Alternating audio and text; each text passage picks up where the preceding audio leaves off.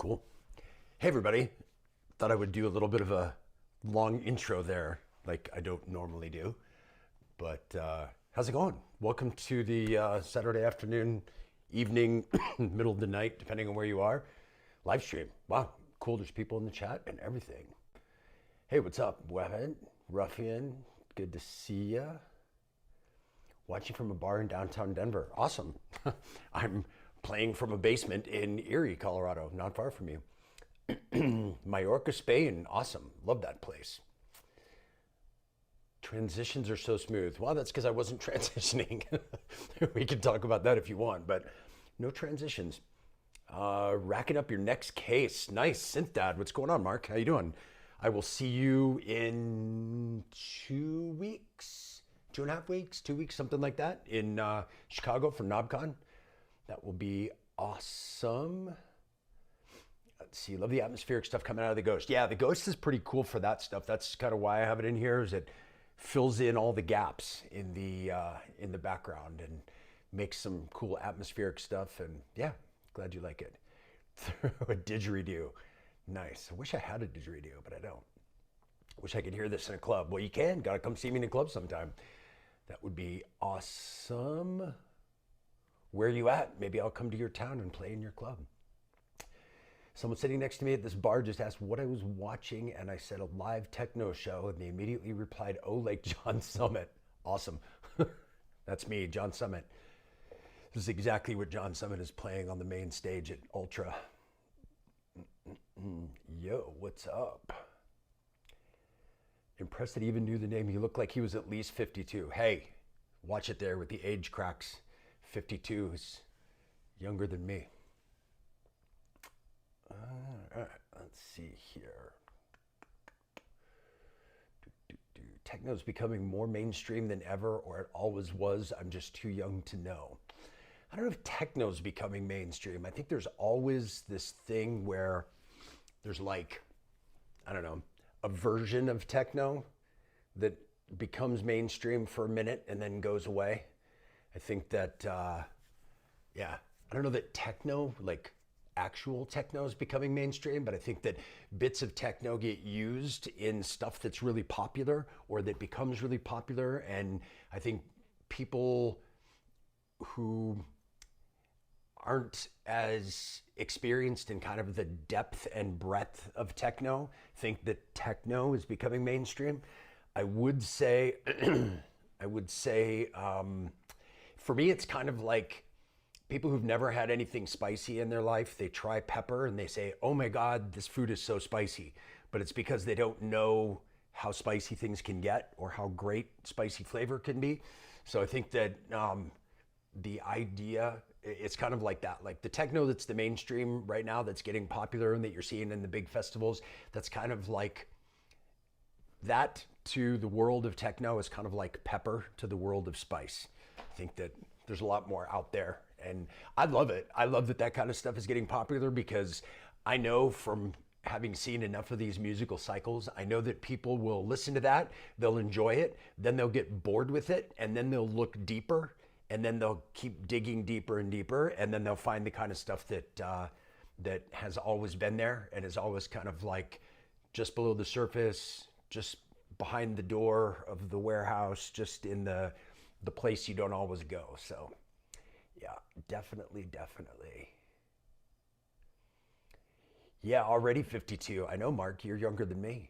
We've talked about that. Hey, Ed, what's going on? Good to see you. Craig. Hey, Craig from right up the street as well. You're from the EU. Awesome. EU. Where in the EU? The EU, that's like saying I'm from the US. It's a big place. Where in the EU? Yeah, everybody posted. I think a lot of you, I know where you're coming in from because I've seen and chatted with and met a bunch of you in the past. But yeah, mark up where you're listening from. I always love to hear that. It's tons of fun. Yeah, I just wanted to hang out a little together on a lovely Saturday afternoon here. Hey, what's going on? The breathalyzer. Nice. Yeah, just want to hang out on a Saturday afternoon or evening with you guys and make a little music and talk a little music and ask any questions. Did want to let everybody know about, I've got a couple different courses that are up now on my website. So if you go to circlelive.com/courses, you can see there's a live hardware performance course, and there's always also a brand new hardware production course. So if you're interested in working with DAW and hardware and putting those together to produce music, and it would be a cool course. There's actually an awesome discount going on right now for one more day. So I think tomorrow's the last day of the discount. So if you use the code early100, you get $100 off, which is a pretty sweet deal. Slovenia. Oh, awesome. Cool, cool, cool. I know where that is, believe it or not. Grew up ski racing, and you guys have some pretty great ski racers. So yeah, so anyway, I've been messing around with a bunch of new stuff in the rig here, and you heard some of it right there. And I figured I would kind of chat about and show things off just a little bit. I've got, if you notice, I've got my actually I put it here so you can see it better. The Shachmat Archer's Rig guide manual that I've been working on right now because I have the Archer's Rig here.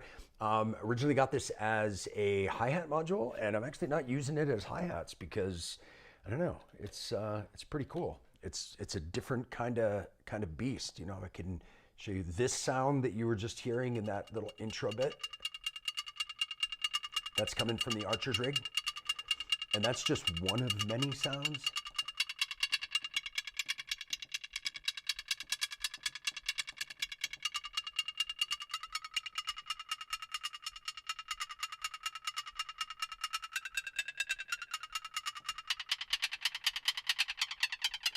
It does a lot of really cool kind of percussive sounds that aren't necessarily hi-hats, and I love it. It's really interesting. It's got built-in effects, built-in filter, and then you have control over the decay. You can put in a CV for tuning, which is what I was just doing there. That's why I had the pitch differential in it. So yeah, it's pretty cool. It's been a lot of fun. Sounds great when it's going through effects. So that's kind of what I was doing with it here. I don't know if you can hear the...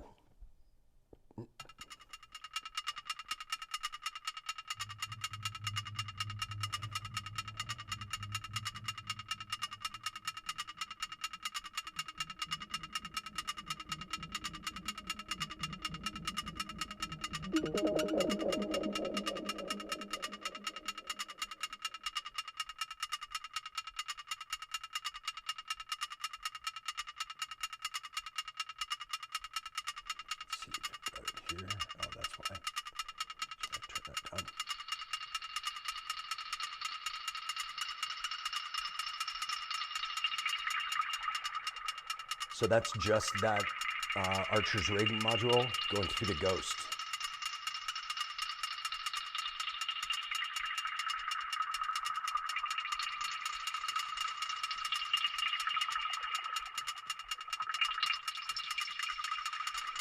So yeah, a lot of cool stuff in there that it can do. So yeah, it's a fun one.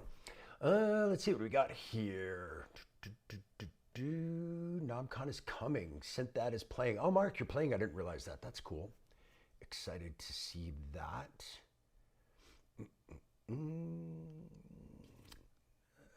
It's very cool.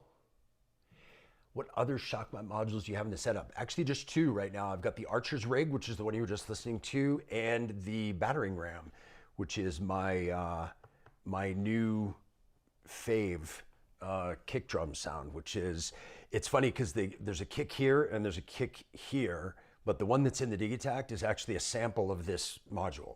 So it's kind of the same thing, but so let's see here.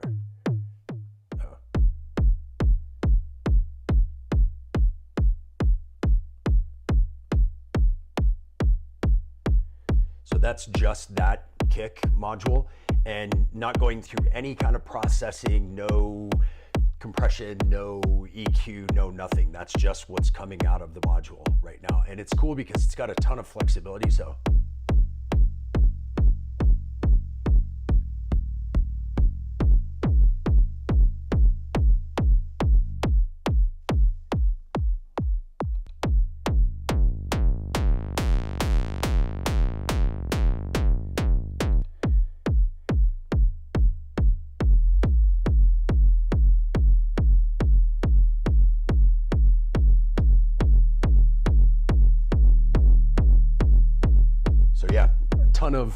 ton of great sounds. It's an absolutely amazing module. It's bar none my favorite kick that I've ever heard, and the fact that it's a module kind of blew me away because I had never heard a kick module that I liked, and I tried a whole bunch of them, and they were all just kind of whatever. Like I could always make better sounds like in my analog rhythm, or better sounds that I would sample from the DAW and put into the Digitact or something like that. But since I got this, it's kind of all I'm using for kick now exclusively, even sample wise. Like I said, it's kind of funny because if you go over here and you listen to this is actually take those triggers out of there. This is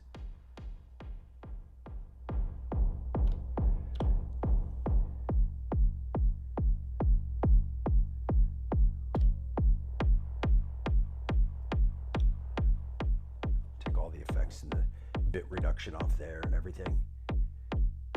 So that straight kick drum that's there is just a sample from this kick drum that's over here. And then I was kind of like messing around with it a little bit because what I was doing is I was using the kick track in here to sequence a rumble for this kick over here. And because it's the same kick, it kind of goes well together.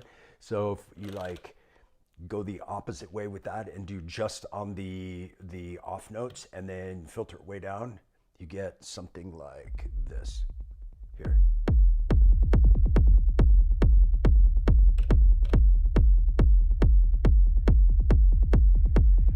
Then you can add in effects to this like reverb, chorus if you want that. You can even add a little delay.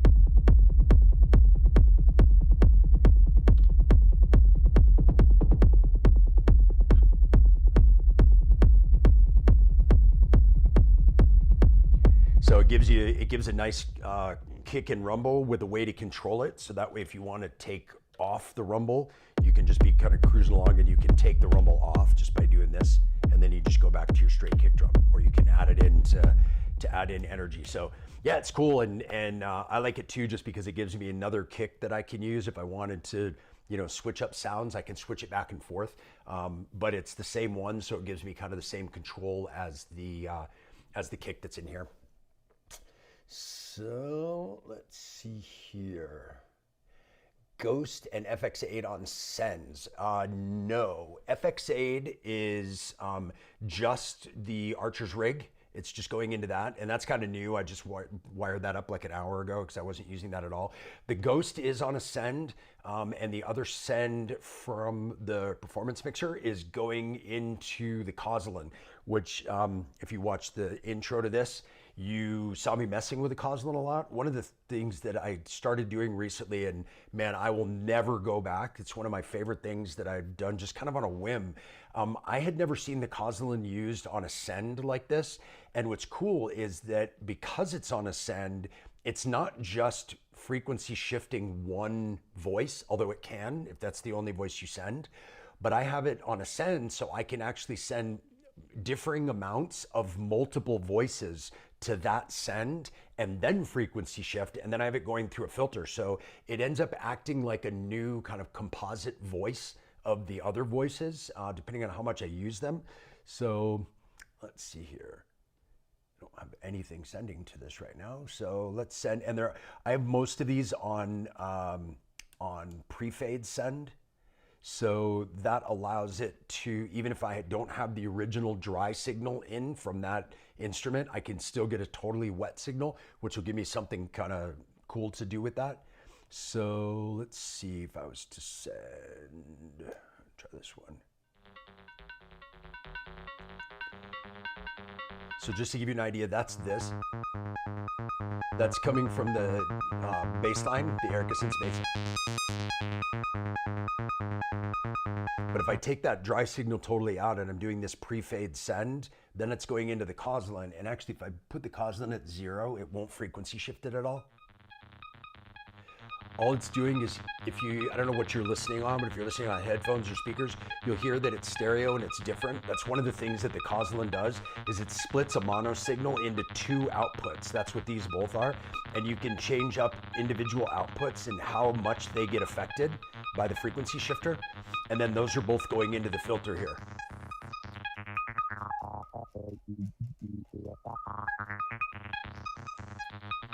So that's really without any frequency shifting. It's just with kind of splitting low and high. But then if you start to split or frequency shift,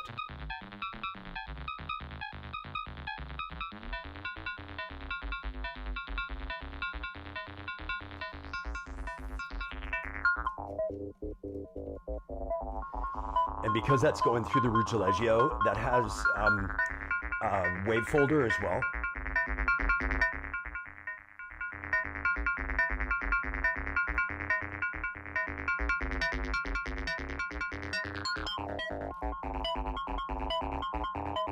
So all that's with nothing up.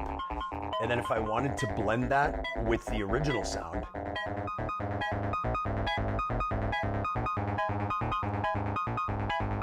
and then I also have the Koslin, that return track is going out to the Ghost on Ascend. So then if I wanted to pull everything else out of here, I can just add in some effects to that.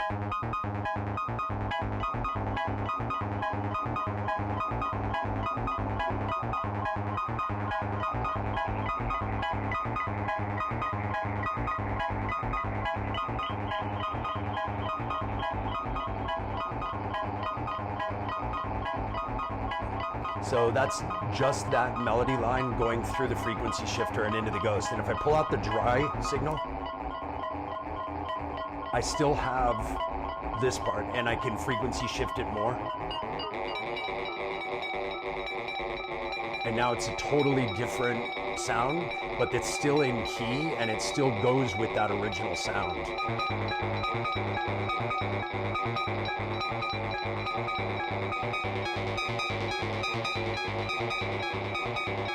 And then of course you just add in a badass kick like this one.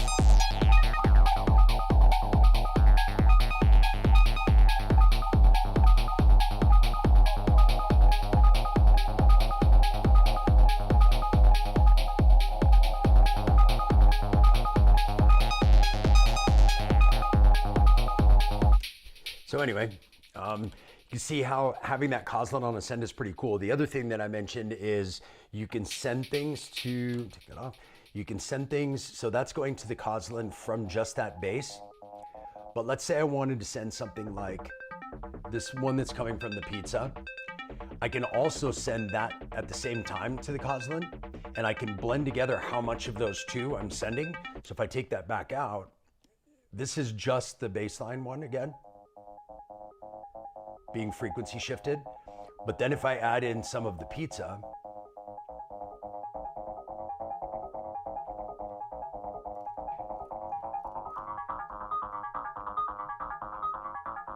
and then frequency shift, and then add in some of that Ghost effect again.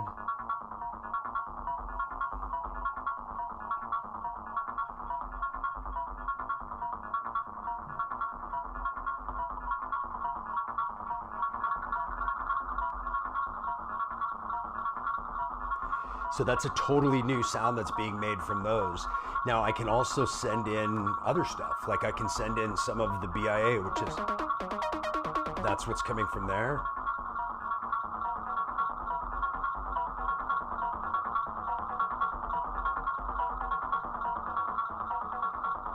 So now all three of those are going into the frequency shifter, and now when I shift frequency, it'll shift them all.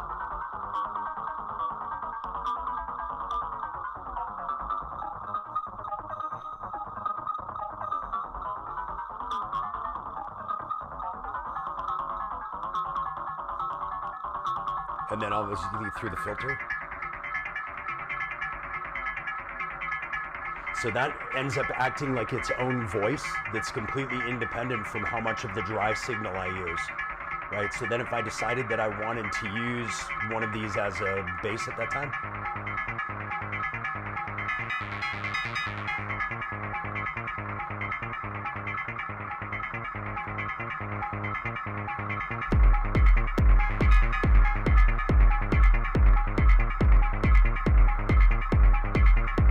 then I'm also using the Oxi Meta for effects.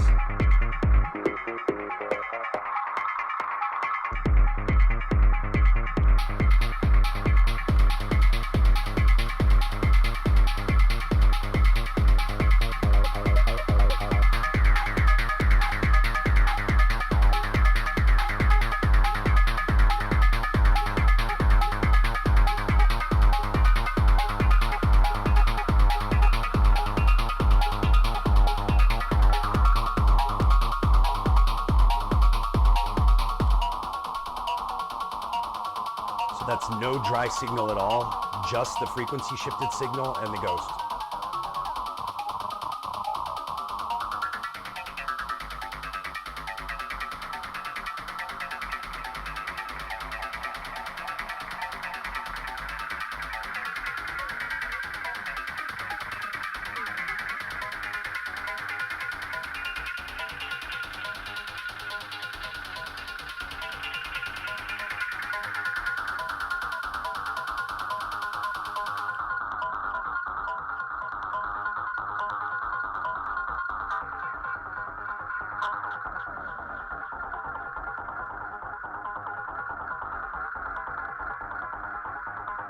And all of the filters and everything that is from all of those three voices going into there are all working pre-send.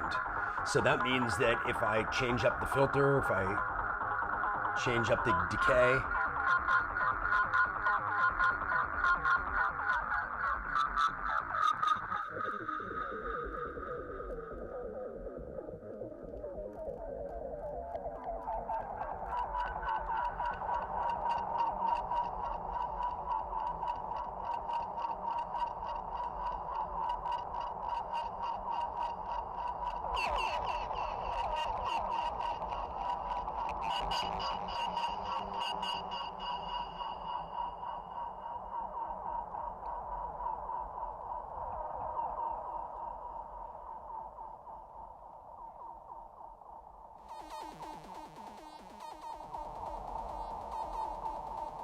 now that's down to just the BIA going through there.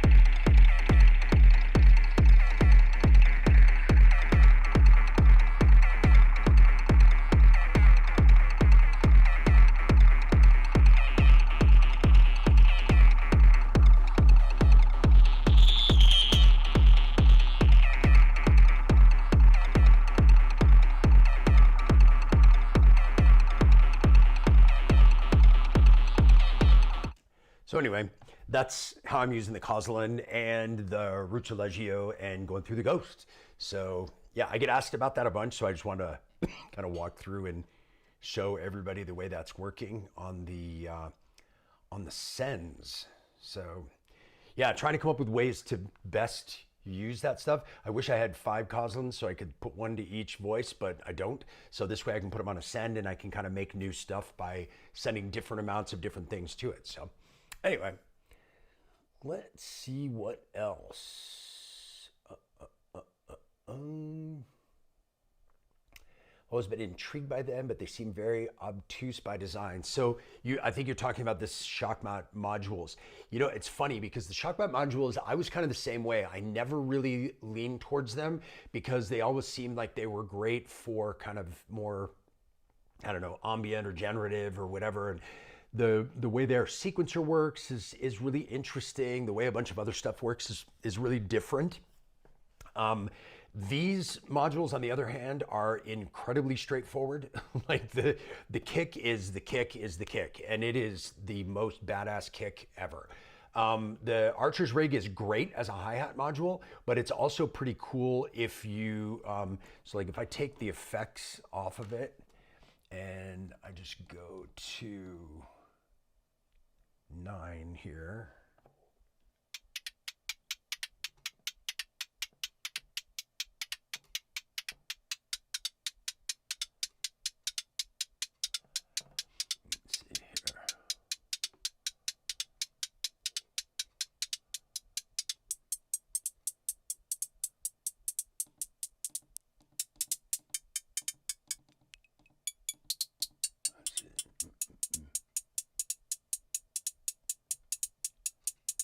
Yeah, so it just kind of becomes like very standard hi-hat, which is great. You can use it for that, and that's kind of how I was using it from the start. But now today I started messing around a bit more with it for other percussion stuff. Since I have a bunch of hats in the Digitact, I didn't really need the hat, but I wanted to be able to use that as kind of a short kind of percussive, kind of plucky-ish sound. For other stuff, for adding atmospheres and for adding kind of interest and stuff. So it's cool using the Euclidean sequencer in the Oxi One and sending those sequences to the Archer's Rig, and then using some of the more interesting sound design things is really cool. It gives you this kind of interesting kind of ear candy type percussion that's not necessarily kind of traditionally rhythmical or even traditionally percussion sound. It's very, very cool in that way. So yes. Nice and snappy kick. Yes, it is. It is badass. But I have to tell you, the other thing about it is it can do this, which for me sounds absolutely amazing. And I've played this in a show on a Function One sound system, and it sounded absolutely unbelievably massive. But what's cool about this is that even when you kind of take the edge off, and you go to a less driven and take even the transient off,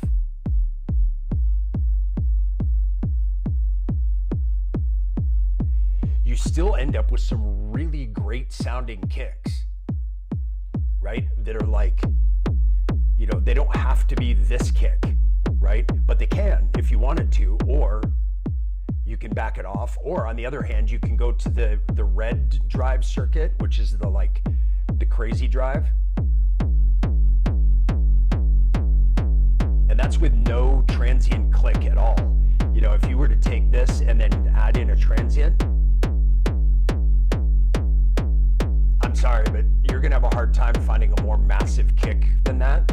And again, kind of everywhere you go with it, and then you can tune it up if you want to be like super gabber stuff.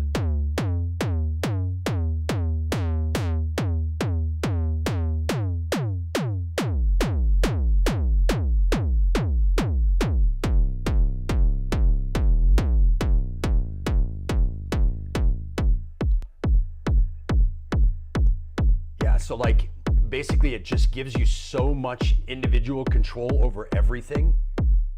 And that's why I've been using it so much. To be able to dial in your kick any way you want. It's funny, whenever you're, I just feel like there is way more discussion and brain damage put into kicks than there really needs to be. Everybody's like, oh, my kick, I need to make a kick and design a kick and come up with a kick and whatever. It's like, use a kick. Find a kick that you like that has some flexibility of sound design, that you can adjust envelopes and you can adjust things on it to make it sound the way you want. And then you don't need 25 different kicks or 500 different kicks or whatever. Use one kick. And that's why I like this kick. So when I basically made this sound, which is kind of like,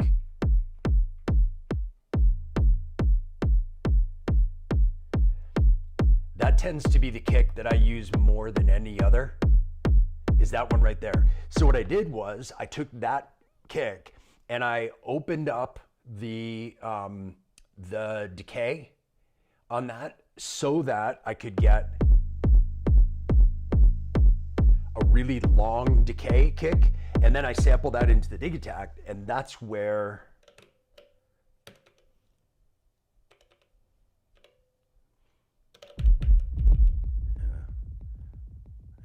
take that all off there. Let's go back again.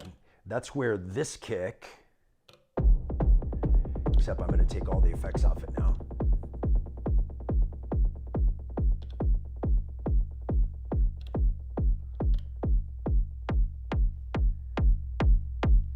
So that kick that's in there, it's the same kick that you just heard over here, just sampled into here. And because I opened up things like the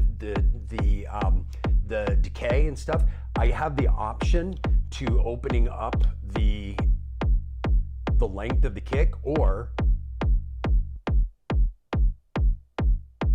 I can shut it way back down again. And that way it gives me the flexibility to do that. I also have the ability to filter it down, take off that opening bit, sorry, the attack bit. Then I can also add some resonance and then some filter envelope and get a really pronounced transient at the beginning of it, because the transient's there. This just allows me to use it better. So you can get a really massive, great sounding kick from a sample, as long as the sample that you start with is good. So that's kind of the trick. And I think that everybody like breaks their brain trying to make up something that if it's the right thing, it's not hard to get to. And that's why I love this module, is because it's the right thing. Like, it makes the kick sound the way you want it to sound. So you don't have to be like, well, I need to layer this with that, and I need 3 different kicks, and one that's the transient, and one that's the body, one that's the tail, and then I need to layer them together, group them on a bus, parallel compress, add this. Like, don't break your head like that. Just get a good sound source. And that good sound source might be this. It might be a 909. It might be a great kick sample that you bought somewhere. But get a great sound source, and you don't have to mess with it as much. And you will save yourself a lot of brain damage, and you will save yourself a lot of time that you should probably be spending on making music rather than making kick drums. Because good kick drums exist. You don't have to overcomplicate stuff. Yeah, definitely. So let's see. Hey, Matt, what's going on? EasyBot joining us in the chat. This is very meta. Like, I'm going your chats, and now you're in my chat. That's pretty funny. Techno Talk. Yeah, you were the one that had a pretty decent Techno Talk this last time. It's really funny because this week, I don't know if you watched Analog Kitchen's video from yesterday, but his whole thing was about atonal techno, and it was about this kind of atmospheric atonal techno. And then on yours this week, it was about making kind of cool atonal techno using the Labyrinth, which I am totally in love with. I played with it at Control Voltage when I played in Portland a couple weeks ago, and absolutely loved it. Like, I really loved it. And I'm thinking about getting my hands on one because I really thought it was awesome. Tons of fun. I love being able to have 2 sequencers that you can play off of each other. I think that's really a lot of fun for this stuff that I like to make. So, yes. It is cool to be able to design your kick live as opposed to using a sample. 100%. That's why I went this way. And up until this, like I mentioned before, I had never put a kick drum in my modular because I didn't like the way any of them sounded. I saw Mark ask before the Joe Max. Yeah, I mean, or Joe Mox, sorry. This is way better sounding and way easier to dial in. The hard thing with like the Joe Mox or the Kicane, or there's a bunch of decent kick drums out there, but the trick with them is that they've got, over the course of all the different parameter settings you can have, they've got like 4 or 5 sweet spots that you can kind of dial into, and it takes a minute to get there to find that. And the thing I love about the Battering Ram is that it's just all sweet spots. Like anywhere you adjust anything, and we can kind of go back into this. I'm going to take this one off for a second.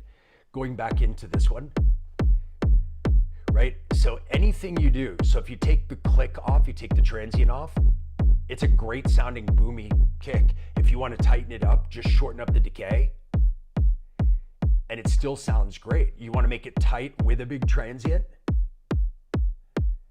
you can do that too. You want to add some depth to that envelope.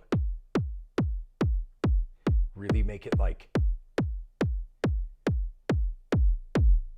crazy dynamic. Or you can back off the click totally, and you can add some decay and get into your, like big, beefy, fat, super wide low end kicks. And then it's really easy to kind of dial right back into that kick that I love to use, which is right about there. And so it's like, the cool thing about this is just the fact that no matter what you do, everything sounds good. And it's not like I've heard some kicks that are like, oh, that would be a great kick for house music, or that would be a great kick for drum and bass, or that would be a great kick for techno or whatever. And there's very little crossover. And with this one, like if I was making house music, I would do this. And I would use this for house music, right? Because it's got a ton of punch. It will cut through everything. Like if you listen to this into context,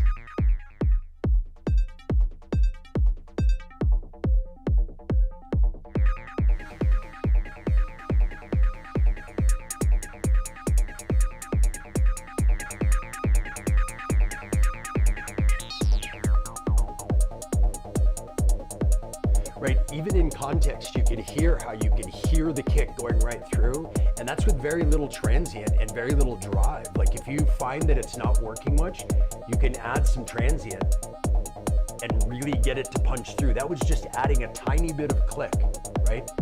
This is where I was before. And then add just a tiny bit more and it comes right through. And then if you take down the decay,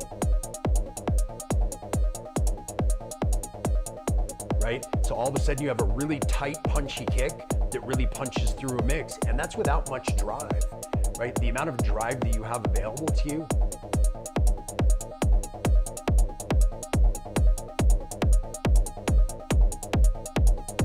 And that's just the top of the first drive circuit, which is the same as the bottom of the second one.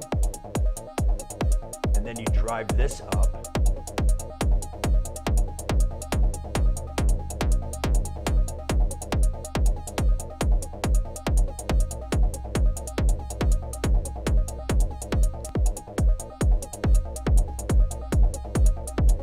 Right, so yeah, it's just a ton of sweet spots, and it's really easy to dial in for whatever style of music you're playing.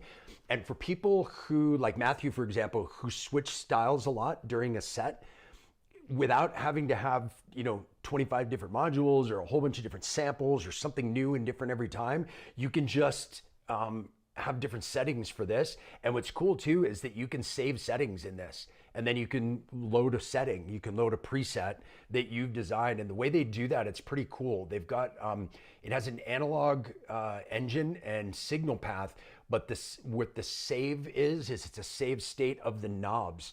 So you're saving the position of the knobs rather than having to save the actual thing, and meaning that it would need to be digital. So it's pretty cool. It's I've been loving it, and I don't see any reason why I would use anything else at this point. I mean, it's pretty sweet. So anyway, what else we got here? Yes, it is just one big sweet spot. You're right. It is like it's insane to me. That was actually what pushed me over the edge to get it, because before I went to Super Booth, I had seen a couple videos about it, and I was like, oh, that sounds pretty good. I'm interested, but you guys know how that is, right? You'll see something on YouTube and be like, wow, that sounds amazing. I have to have it. And then it's impossible to get it to sound like that. You know, you have to spend an hour to dial it in, and we're not all dialing things in right before we film a perfect video, right? So I was intrigued to try it, and then I went to their booth at Super Booth, and what blew me away was, while I played around with it, is that I couldn't make it sound bad. And usually, like my limited experience with other kick drums is that, or at least modular wise, is that it's hard to make them sound good. And this one, it was impossible for me to make it sound bad. So that just blew me away. And the fact that I had this full spectrum of kicks in one thing, so I didn't have to worry about like changing banks to a different kick drum sample and moving to a different kit or pattern or part if you're using an Octatrack or whatever. I didn't have to worry about that. I could just change it. You know, if I was cruising along and I just wanted a little less attack, I just take the attack down. If I wanted to shorten up the decay or lengthen the decay, I just do it, which I absolutely love. Absolutely love it. Evening, Keith Lane. Hey, did you ever sample your kick in a DAW and looked at the waveform? Yeah, I actually have sampled this kick. When I had this in my studio case, which is, if I go this way, that's my studio case back there. When I had it in that, I actually had it on a separate output so that I could, when I was producing, I could move it to its own track in Ableton and sampled it right in. The amazing thing is sampling that in, I didn't have to process it at all. The signal, the track itself, sorry, the sound itself was so good, I didn't have to do any additional processing to it, which was absolutely mind-blowing. But that said, fun fact that I can tell you about this module, if you look on the bottom, which you probably can't see, but if you have a chance to look at the module, look on the bottom here, and not only does it say Shachmat, but it also says Mark Nostromo. And now, why would it say Mark Nostromo? Mark Nostromo is an engineer who works for Ableton. And Mark Nostromo just happens to be the dude that created the drum bus, which anybody who uses Ableton, that drum bus is kind of like the magic secret sauce to make every drum sound absolutely amazing. And you can just chuck a drum bus on a kick track, no matter what the kick is, and it's like, oh my God, this sounds unreal. So I don't think it's a coincidence that this kick sounds so good, because the guy who designed that kind of kick magic drum bus plugin or drum bus plugin is the same guy who designed the software for this. And he did a collaboration with Shachmat where they worked together on the software and the hardware and integrating them together, figuring out which settings to use. So this is kind of like an amazing kick drum plus drum bus in a module, which I absolutely think is amazing. I don't know about you guys, you fellow Ableton users, but for years of using Ableton, ever since the drum bus came out, that was always kind of just, as soon as you have a kick, you just toss a drum bus on there, and that's where you start from, because you get so many controls that you can do to make it sound whatever. For years I would use just a 909 sample with a drum bus added to it, and then I could shape it into whatever I wanted to, and this I like even more. So anyway, yeah, so fun fact about the Shachmat Battering Ram. Let's see here. Oh, I was kind of shocked at how long the kick is in setting. You also use, kicks are all connected without any room in between.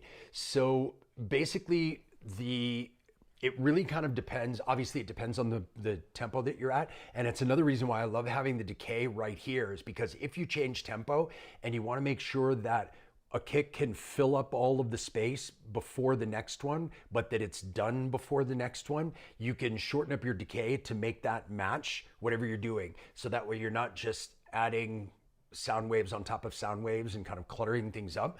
I mean, there's some times when you might want to do that, but I guess I don't know why I would. So I tend to try to keep it tight enough so that it's like,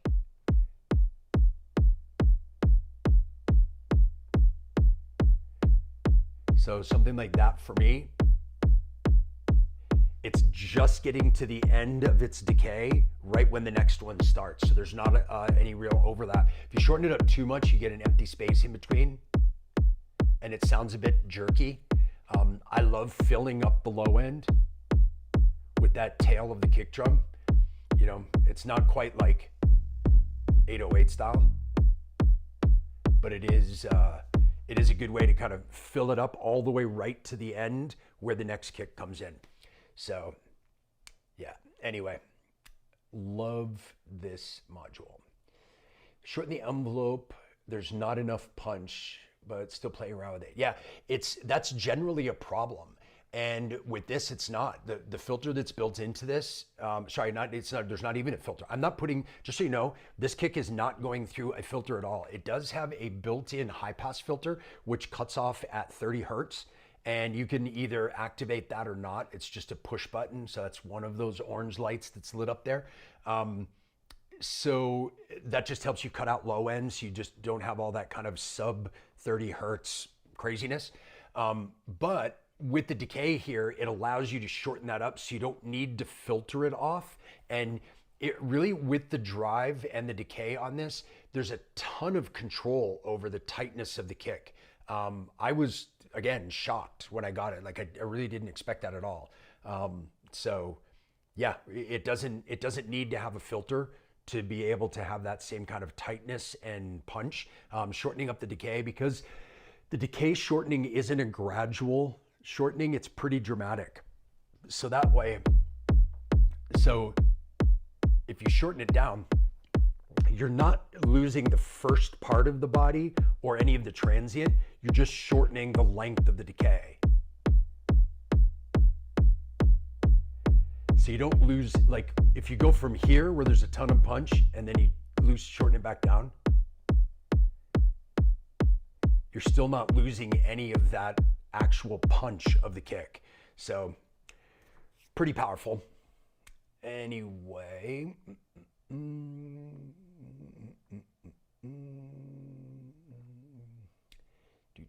let's see, house kicks, more body. Yes, agree. And that's why for this, it's kind of cool that you can do it however you want to. So if you're changing up styles, it allows you to actually really quickly, with a couple of knob twists, make the kick that goes with the style that you're making, rather than trying to, you know, oh, and now I need to load up my house kick sample. Now I need, or samples, you know, now it's just like, okay, well, I can use this and I can make whatever kick I'm feeling at that moment.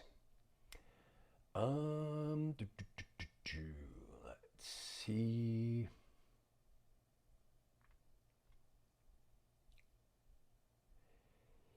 Yeah, putting a Pultec EQ, you can do that, but with this you don't have to, which is it's kind of a very, very cool thing. Anyway, yeah. Any other questions? Happy to answer. I mean, we're talking a lot about the Shockmutt modules. Thanks, Mark, for the questions. But if you have any other questions about anything else that's in the case, or how I'm using stuff, how things are routed, or any of that stuff, happy to go through that. And then jam a little bit on some music as well, which is kind of fun.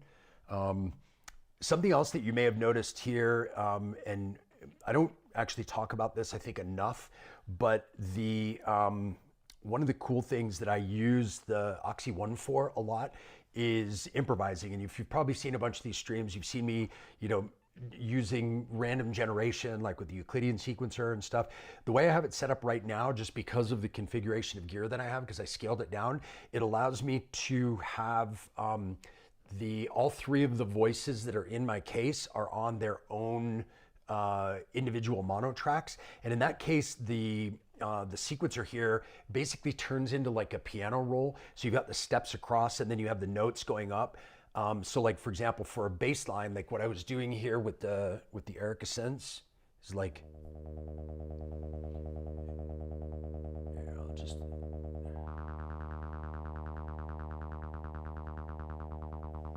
so I'm using an 8-step sequence for techno. I prefer 8-step sequences for bass.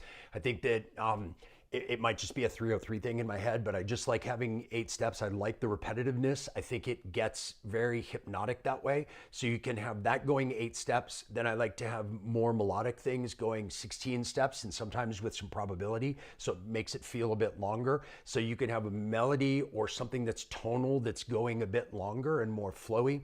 And then you've got the bass that's very hypnotic and kind of keeps the energy going.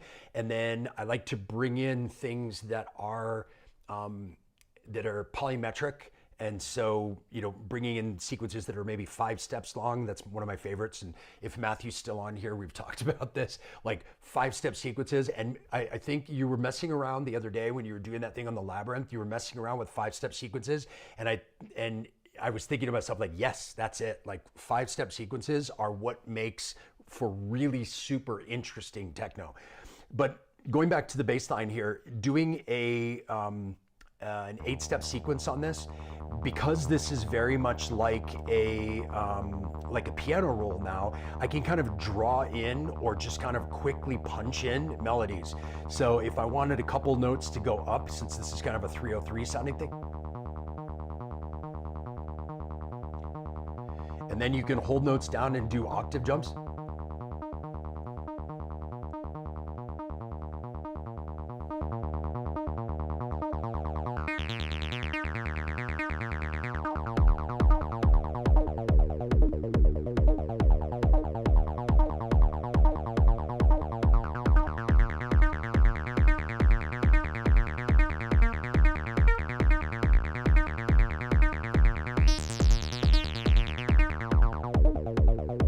So let's say we got something like this going along, but then we wanted to mess around and do something different. You can quickly draw in another thing. So let's say you wanted it to do like go from high to low. So you could do.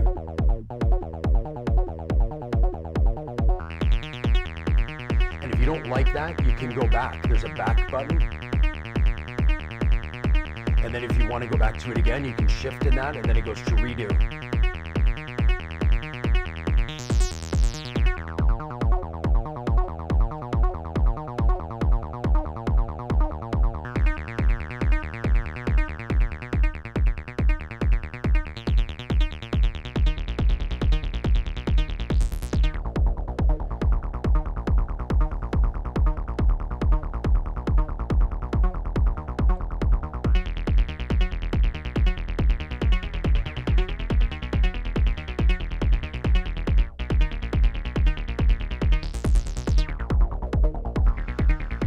So what's really fun with that is it allows you to be able to play around, generate some cool new things. And because you can set this to a key, you know that you're going to be in key. So you can just start being really free to play around and experiment. And because of that, it gives you a lot of opportunities. Being able to have like the undo and redo, it gives you the ability to kind of come back to where you were before. And it'll always go back a step, or you can, I think there's, I can't remember, I think it's 8 times back, like 8 undos back if you want. So if you come up with a whole bunch of patterns and you want to make that into kind of a free form track or melody or song arrangement, you can do that. So you can just like mess around with stuff, and let's just like randomly draw something in here.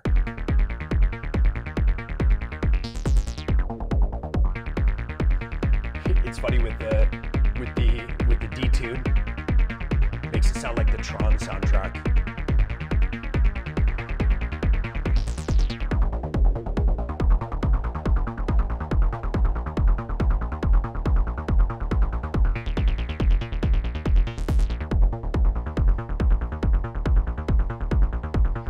So anyway, being able to do that, and then again, just change something.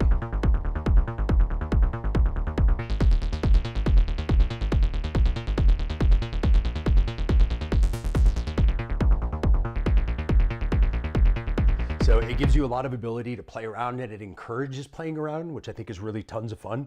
And that's one of the most important features for me, is because I really like to kind of start off with nothing and build these tracks from scratch. So when I start off playing, it'll be like this. So then you've got like, this is the Basto Pizza. So I might go through and just put like notes in like this, and then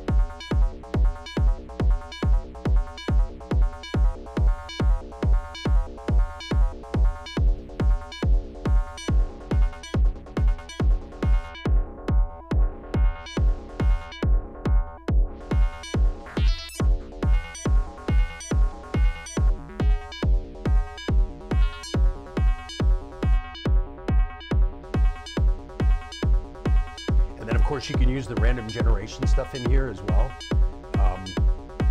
to come up with random stuff. If you don't like it.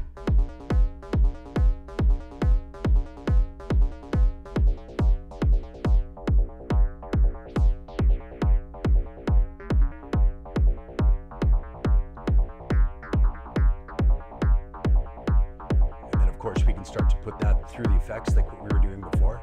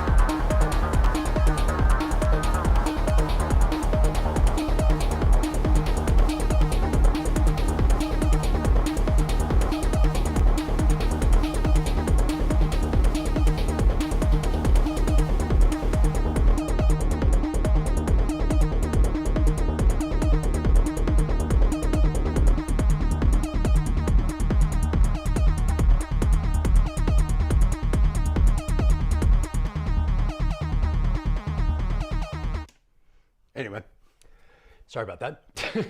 Sometimes I just go off on a tangent. Yeah, let's jump back into the chat, see if there's any questions or comments, or let's see, where were we? Tempted or tried to go full Vangelis with foot pedals. I have not, but I do know some people do. I know that Travarsi uses the foot pedal sometimes to trigger things. But no, I've never gone that way. I'm much more coordinated with my hands than I am with my feet. So no, I have not. Let's see, nice ring modulator. Not sure where that is because I don't have a ring modulator in this rig. So maybe something sounded like a ring modulator, but no, there is actually no ring modulation at all inside this rig. Let's see, what's good effects for psytrance? Anyone granular delay? Yeah, I'm gonna let somebody else answer that because I've never been much of a psytrance person. So I think you can, we'll leave that open to the chat. People in the chat can throw out whatever they would like to throw out. Yeah, so one of the things you got to hear in that a whole bunch was the Koslin. I have just been absolutely loving this. I mean, this combo of the Koslin and the Rucciolezio I think is really super fun to kind of create a new voice from nothing within the mixer. Basically just sending things to that on a send and then sending that through some effects, and it just kind of creates some amazing sounds, some amazing kind of soundscape, background, atmosphere type stuff, which is cool because I used to put in atmospheres from, I had a 1010 black box that I was putting in dedicated atmosphere samples, and I kind of don't need those anymore with the Ghost. I can just, I don't know, let me just kind of send something randomly through here.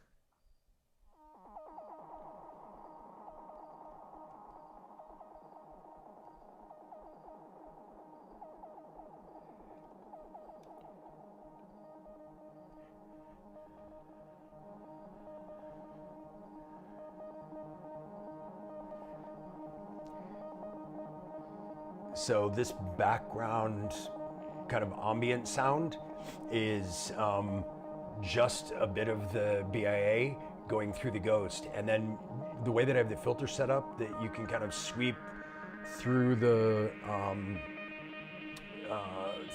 frequency spectrum.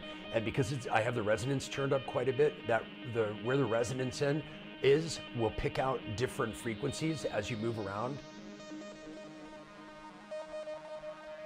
And it doesn't just sound like a filter because of that. You can start to get it to make certain sounds come out, and then it can, that frequency is only happening every certain time depending on what the sequence is that's being fed into it. So it will pick out just those things, and that will come up with different melodies.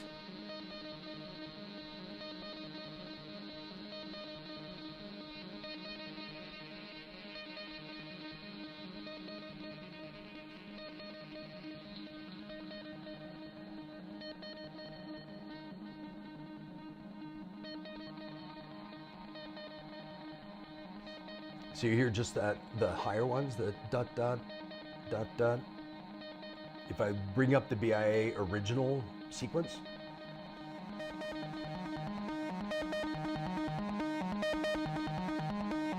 that's the sequence that's going in there.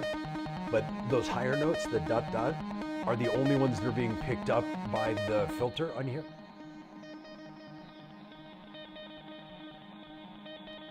And everything else is kind of just adding to the wash that's behind. So it gives you a cool background atmosphere, but then also can pick out individual sounds. So if I move this down, it's picking up a different set of frequencies.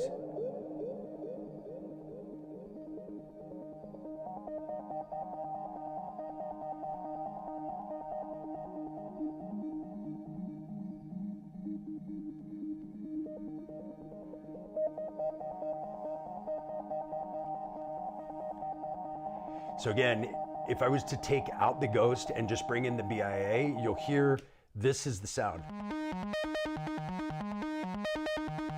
That's the sound that's going into the Ghost. And then here's just the effect, the completely 100% wet.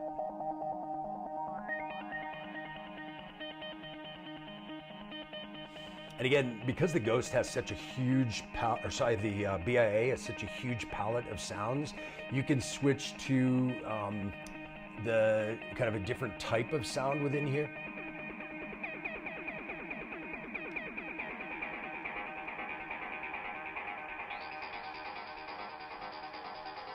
So I didn't change that sequence at all, or change any of the notes, or change any of the settings in the BIA, other than, I can't remember what this one's called, this top toggle switch. It goes from skin to liquid to metal, and this is the metal setting. So again, if you were to listen just to the BIA, and then if I switch this to the liquid setting, it's that, and if I switch it to the skin, so if I give it this more aggressive sound and then put it through the Ghost, and again, because that aggressive sound has a lot more harmonics in it because of the wave folding, then it's really interesting when you start to use the Ghost, the filter on it.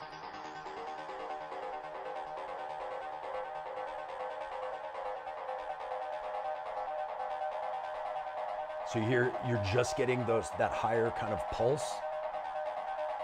And then if you start to move it around through the frequency spectrum,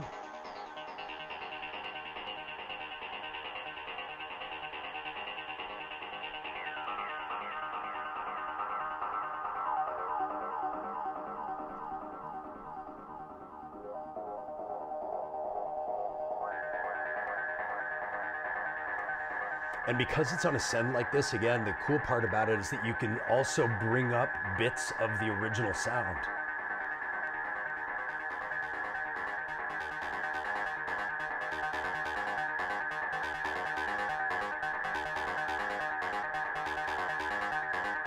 And then if you want to go really crazy with it, you can send it through the Cosline.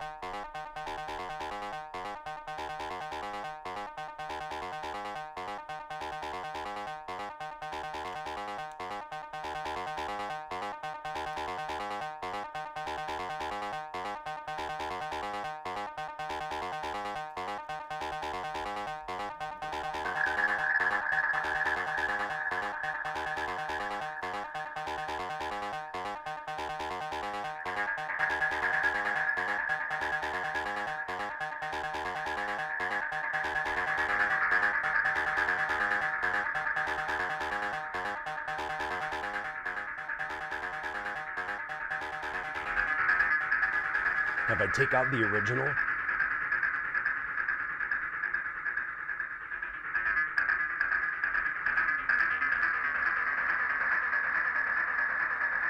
so that's just the BIA going on a send through the Cosline to the Ghost.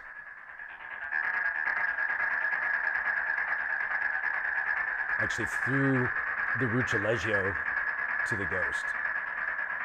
So you can mess around now with the filter.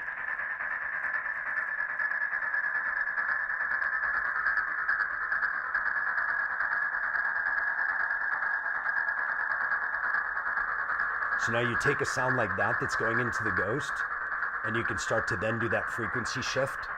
The filter sweep.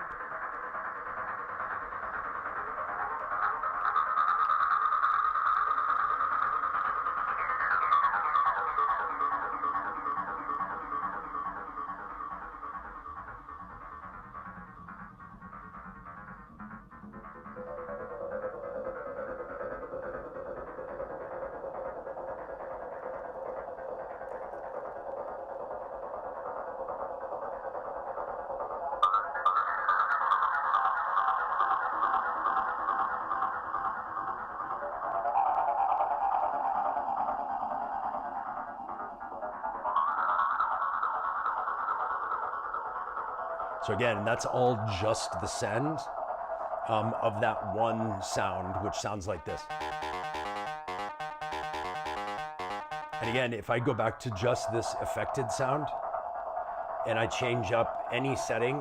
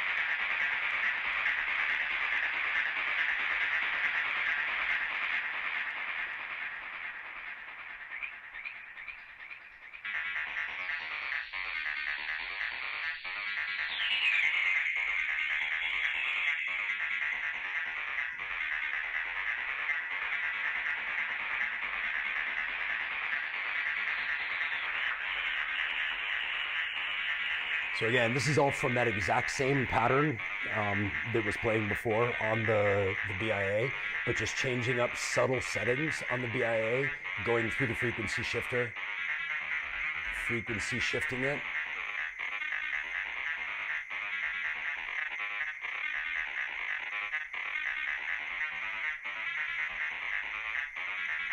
Filtering. There's wave folding as well in this filter.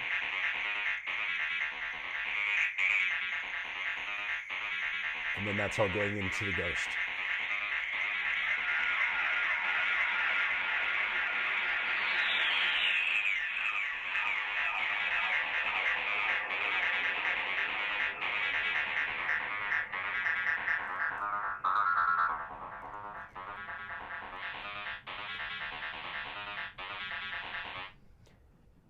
So anyway, that's the cause of living the ghost. For that, the long answer to a short question. Let's see here. Pizza uses ring mod. It does, but I don't have that on. I don't think. I might. You might be correct. I didn't think about the pizza for a second. Yeah, I just think about it being FM modulating, but not thinking about ring modulating. You're correct. How am I using the pizza in this setup? So, generally, well, I guess I shouldn't say. The pizza I use is two things. It's either bass lines or leads, and it really kind of depends on what else is going on. So if I've got a bass line going on the Erica Synths bass line, which let's just kind of do something easy with this one.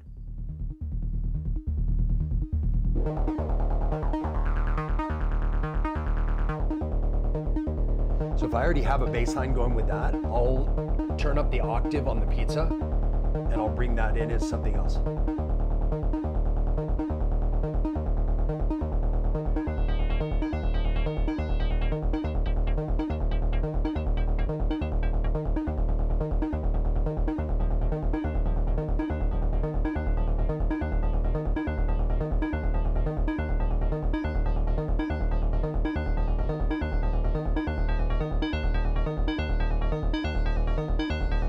However, if I don't have the bass line going with the bass line, one of the great things about the pizza is that you can set the tuning knob to be an octave switch, so I can just switch that over by the octave with exactly the same pattern and have that be another bass line.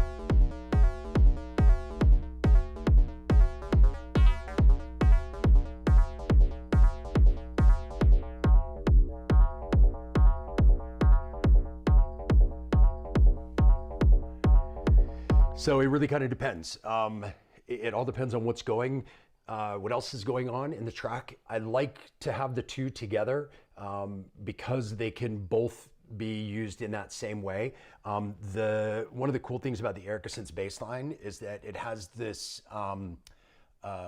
sub oscillator. So if I'm doing something that sounds like this, but if I want it to be kind of a fatter, deeper bass sound, I can just add sub oscillator to it.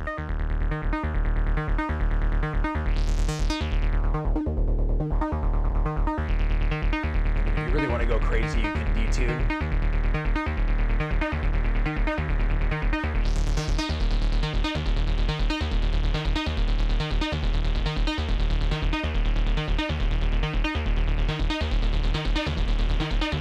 I was thinking about this one because just by detuning the saw wave like that, you end up with a respace like instantly. But you can also switch this to a square wave if you want it to sound more 808-ish.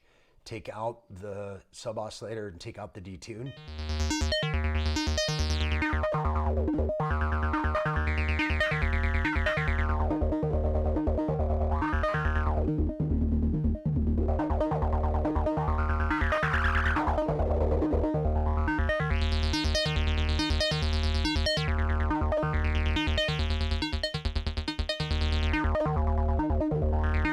So yeah, there's a lot of cool sounds that you can get out of that. But again, you can use it as a lead or a bass.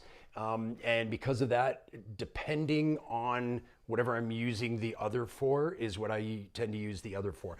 And sometimes I'll have something going on the dig attack. So like I have some bass stuff over here too.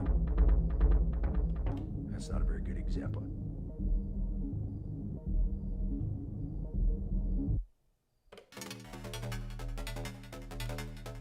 Not a great example on this pattern. So like if I had a bass line like this going over here, I could use either of those for other things, right?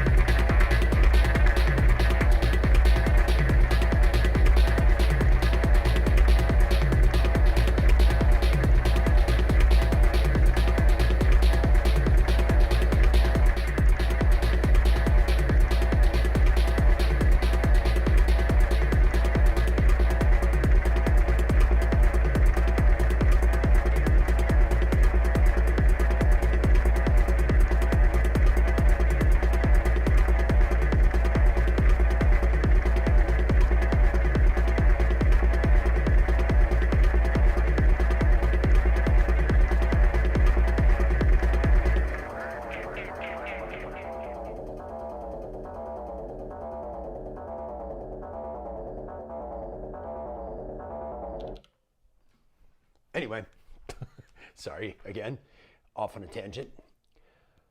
Oh, what's up, Christopher? Good to see you here. James as well, alumni of the course. Appreciate that. They took my, Christopher and James took my hardware performance system course for the last month. We were all together. Before we close out things here today, I'm going to jam a little bit more, but I just wanted to make sure you guys know tomorrow is the last day to get the big discount off of the 2 courses that I have going in September. One is a live hardware performance course. If you'd like to learn how to do this stuff, doesn't have to be modular, it can be hardware or it can be modular, it can be whatever, it's not gear specific. There's a course that will go through a whole system from beginner all the way through advanced on how to perform live with hardware. And that runs throughout the month. There's a video course that is, you kind of learn as you go, you self-paced, however fast or slow you want to do that. There's like 52 videos, I think, in the course. That you can watch through anytime you want. You have unlimited access to that, so you can always go back and rewatch as many times as you want. Then there's also twice weekly group calls where we get together and go into detail over some things that are in the course.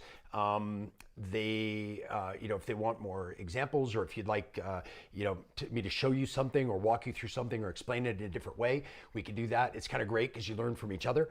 There's also one-on-one during the month that you can schedule with me where we do a 1-hour class together, one-on-one, and you choose whatever you want that topic to be on. So it can be over your gear or your setup or whatever.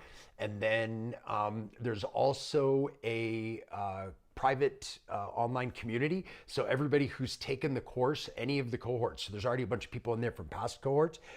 Anybody that's taken the course is part of this. And it's great because it's a really tight-knit community of people who are all kind of interested in the same stuff and interested enough that you would take a course on it, and not just like, your typical Discord where people go on to just like shit post about everybody else's gear choices or whatever.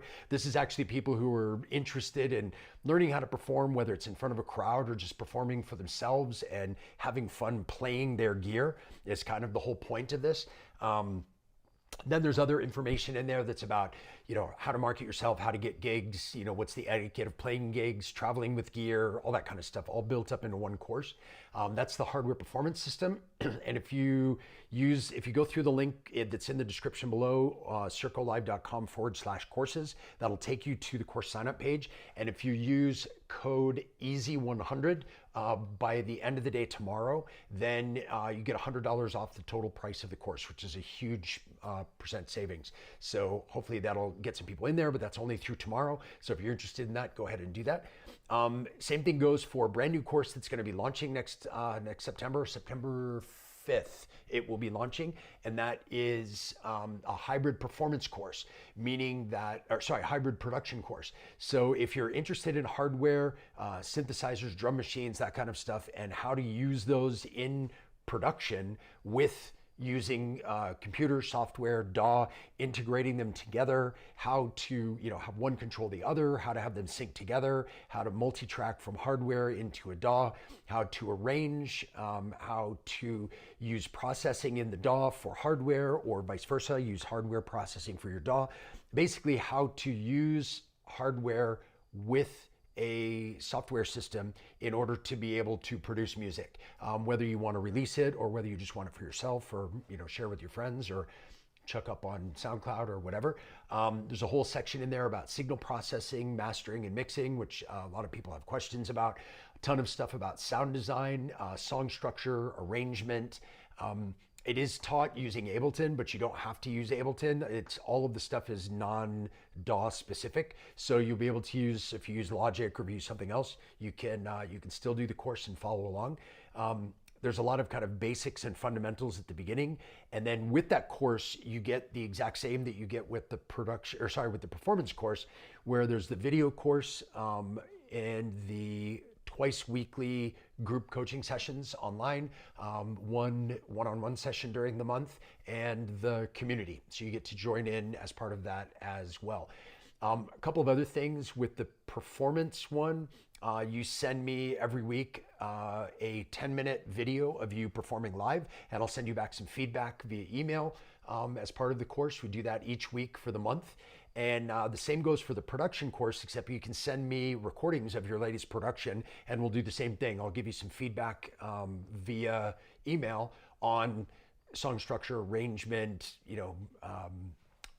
automation, any of that kind of stuff that I'm hearing in the tracks, mixing, mastering. And so I'll be able to send that back to you as well. And then what else? There's another part of the courses that I'm totally forgetting, and I don't know why. Oh, I know what it is. As part of the production course, there's also the chance to release a track with me on my label, Clandestine Recordings. It's a label that's been sitting dormant for a few years because I wanted to kind of save up until the point where I was going to be doing all live performance recordings. And so this will be really, really interesting. The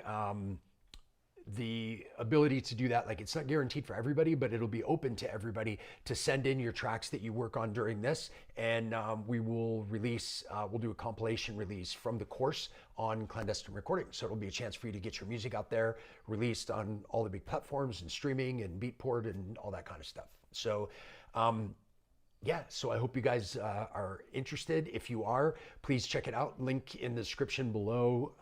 It's circolive.com/courses, and that will take you to the course sign up page. And you can click on that. It shows you the whole outline of the course, what each of the sections are, what all the videos are about, and you can kind of see how it would, see if it's something that would be interesting for you. And if it is, I'd love to have you sign up. So hope to see you out there.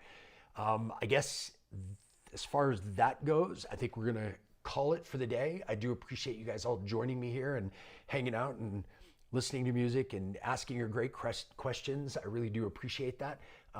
It's great to have all you guys. So thanks very much. I hope to see you on the next video, and thanks so much for tuning in. Hope to see you in the course. And otherwise,